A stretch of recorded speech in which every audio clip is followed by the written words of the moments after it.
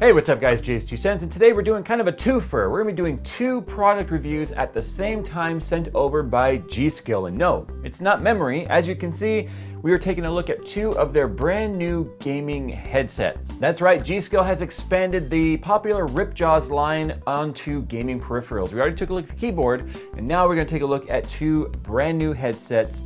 You don't wanna miss this. Today's video is brought to you by Harry's. Now, before you guys tell me pump the brakes, Jay, stop being a sellout, Harry's is the actual official razor of the Movember Foundation, which is something I care a lot about. And the Movember Foundation, if you guys don't know, takes place every single November and is about bringing awareness to men's health, trying to find cures for testicular cancer, prostate cancer, heart disease, all sorts of things that are actually really an issue for guys. And Harry's is giving back to the foundation during the month of November. So that is something that really resonated with me. Now stay tuned at the end of this video where there's a special offer, but in the meantime, you can check the description where you can learn a little bit more while you're watching this video. And at the end of this video, I'll tell you a little bit more about the service and how I felt about it, because it was actually my first time using it. Okay, so we've got two headsets going on here. The SV710, which is a 7.1 simulated surround, and then we've got the SR910, which is a real 7.1 surround with multiple drivers going on right here inside the ear cans. Now the headset itself is made out of plastic, but it's got a pretty hefty construction to it, lots of flexibility, spring-loaded headband here so that you always have it resting comfortably on your head. We've got some pleatherette ear cups right here that are on the ear cans. They are not interchangeable. They don't come with any other ear cups, so if you guys don't like leather, unfortunately that's the only thing available here. And then it does have quite the swivel going on the ear cans, as well as a little bit of rotation inside right here so that they fit perfectly on your head. Now we do have a rubberized cable, and that's kind of the first thing I've noticed here that I'm not a fan of, is rubberized cables kind of tend to get tangled up within themselves.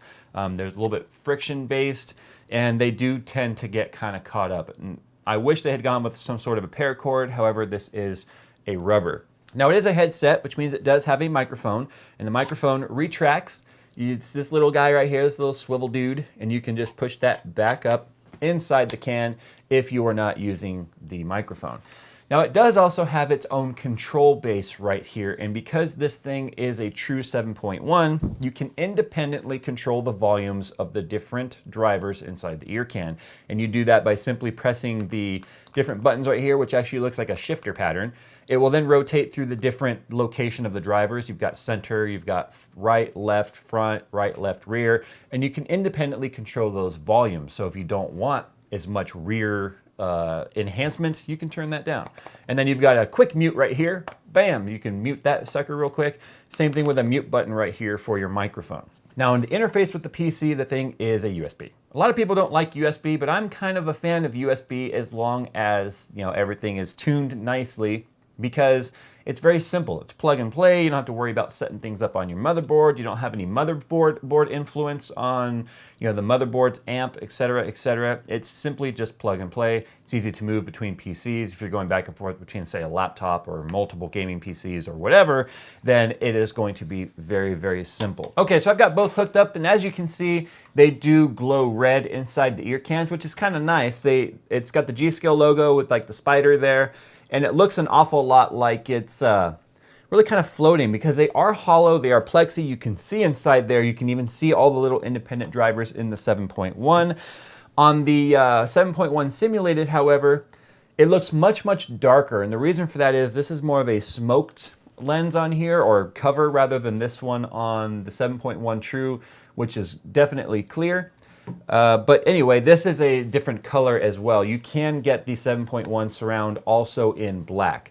I do think the solid black looks better. The construction is completely identical. However, one thing that is different here is the volume control, which is really freaking big. That's actually really big. And I think it's kind of unfortunate that the color on here is blue, considering the fact that all the colors on here on the headset are red. But you can mute the thing right here on the side, and when the thing is muted, it's going to sit here and flash green, blue, and it's got the same rubberized cord and all of that. Now, one of the reasons why they sent me this one, I've actually had the 7.1 surround for quite a while, several weeks, in fact, actually, probably closer to 2 months. But the reason for that is I complained that I didn't think they sounded very good. Now here's what I mean by that.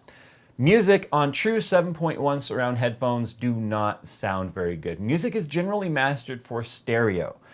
And these being a true 7.1 and having much smaller drivers and fitting all of those drivers inside the ear can meant that the bass wasn't very heavy. The bass was there, but it wasn't very heavy. It didn't punch, and it wasn't a very good listening experience for things like YouTube videos or listening to podcasts. It just wasn't, personally for me, a very pleasant experience.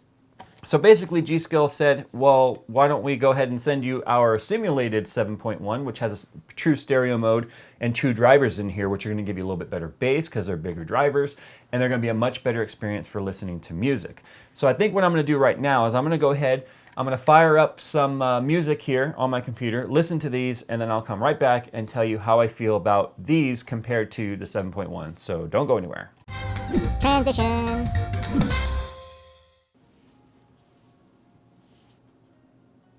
What? It's jazz.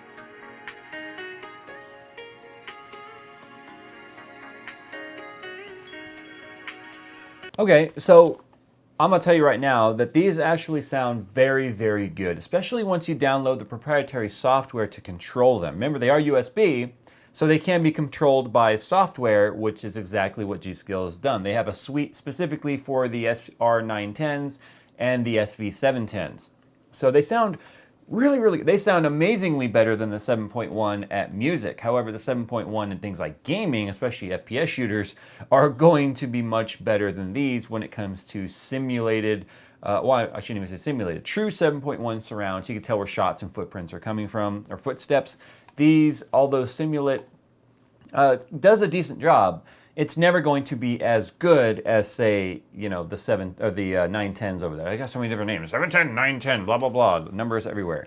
Anyway, there's a couple of things that I don't like about this, though. For instance, you might have noticed when I was wearing them, they look stupid. I'm sorry, but they look absolutely terrible. What is up with this right here? It's like I have a handle on my head for someone to just pick me up and carry me around. I mean, whoever in their design department thought this thing up here was a good idea, I'm sorry, because I get that you want them to be suspended on your head. I get that you want an adjustable headband, but how big of a head are you compensating for? I mean, unless they pull all the way down like that, I mean, that person's got to have a massive noggin, because now the ear cups are below my ears, like all the way down under my jaw. So aesthetically, they are not very pleasing to me whatsoever. Okay, last test we got to do real quick is the mic test. They have the exact same mic in both of these. So let's go ahead and do a mic test real quick. All right, well, it is time for the mic test, and here we go right now. Now, unfortunately, in my opinion, this mic is extremely disappointing. It sounds very modulated. It sounds very 8-bit. It sounds like something that I would have had back in the 90s, quite honestly. In fact, I had microphones in the 90s that sounded better than this. It's even lesser quality than like a $4 desktop mic. You know, those little plastic mics that you can get from Walmart. I don't know why the mic sounds terrible. Everything has been updated on this. Both of them sound identical, so it doesn't make me think that this one's bad or anything like that. I think they just used a really substandard microphone in this headset. Now, part of it could be the fact that it's running over USB. I don't know. There's lots of good USB mics out there, so that doesn't make sense. In fact, this sounds worse than some wireless mics that I've complained about. You know, wireless headsets where I can understand why the wireless would sound this way, but this thing is wired. I have no idea why it sounds like this. I've downloaded all the latest drivers, the latest software. There's no adjustment for the microphone in any of the software. But with that said, yeah, I'll stop making your ears bleed because this microphone sounds terrible. So there you go, guys. My review of the SR910 and SV710 Ripjaws gaming headsets from G.Skill. Now, I said in the beginning, and I still feel the same, where I do not like the SR910, period. That's subjective. It's my opinion. I don't like the way it looks. I don't like the way it sounds. I don't like the way the microphone sounds. And it has a very terrible hollowness to them when it comes to the audio. I don't know if it's because of all those little drivers and it's very hollow when they're behind them, and the fact that they have these plexi windows that do not really hold any of the ambient sound out from coming through the plastic. They very low, if any, noise isolation whatsoever because of the plastic and plexiglass back. Sounds to me like listening to music with a microphone or a speaker that's inside of a shell, and you stuck the shell to your head, and it's got that very sort of an echoey / hollow feel to it. Not a fan whatsoever. The 710, on the other hand, much more solid feeling. When you put them on, there's very little sound that makes its way through the back of the ear can into your ear because of the fact that it's a bigger driver there. It's more solid. There's less hollow space in the ear can, and I think that might be why. But both of these headsets do suffer from an issue where all of the sound that happens to the headband and the cord gets translated right up into your ear. Now, I think that's because they try to keep them lightweight, so they're very hollow, both of them, which makes sound very easy to travel and then reverb into the headset itself. Now, the sound quality of the 710 is great. Like I said, not a fan of the 910 sound quality or anything. The only thing the 710 or the 910 has going for it, as far as I'm concerned, truly is the true surround 7.1. So when it comes to things like Battlefield 4, I even wore those when I was playing Battlefront. It's amazing to hear where the sound is coming from, but at the same time, like I said, I felt like I had two shells stuck up to my ear with tons of echo and reverb.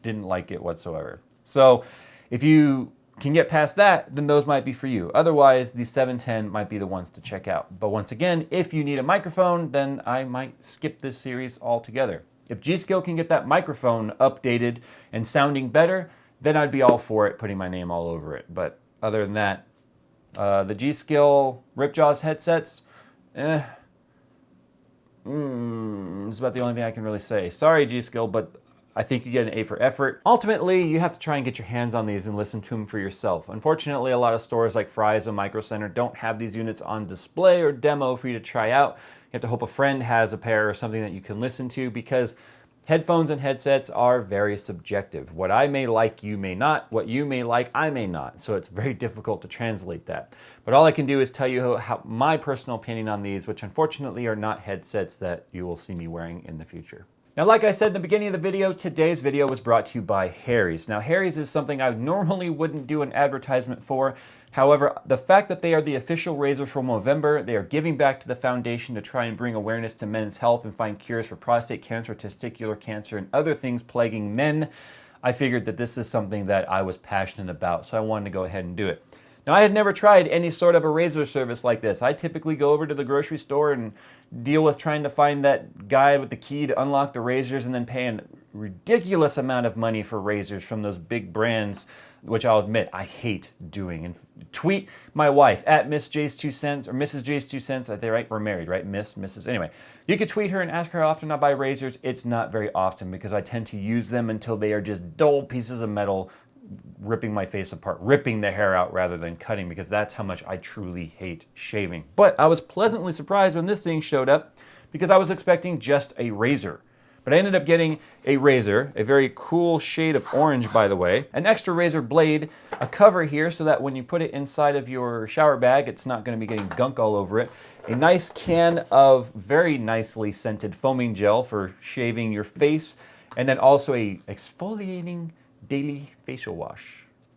I love exfoliating, especially in the morning. And then you also get some aftershave lotion, which is a big deal because I tend to get a lot of razor burn. Now, the cool thing about Harrys.com as well is the fact that you can order just one, or you can sign up for a subscription. But either way, if you look in the description, you will find a coupon code offered here just to JayzTwoCents followers where you can get $5 off your first order. But the biggest deal of all to me is the fact that Harry's is contributing towards a Movember Foundation, which is furthering men's health as a whole. Anyway, thanks for watching today's video, guys, and thanks for listening to my spiel about Harry's. Like I said, it is close to me. Cancer runs rampant on both sides of my family, as well as my wife's family, so I thought that this was something that definitely needed to be included in the month of November. I'm gonna get out of here, guys. Check the description for that coupon code. Let me know how you guys felt about today's headset.